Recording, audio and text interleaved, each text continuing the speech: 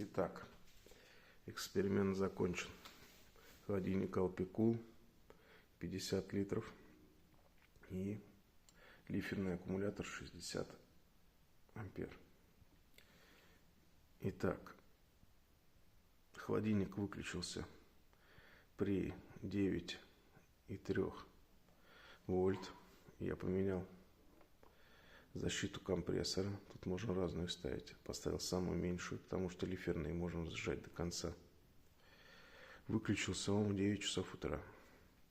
Сутки поработал плюс 4 спокойно, практически не потребляя заряд.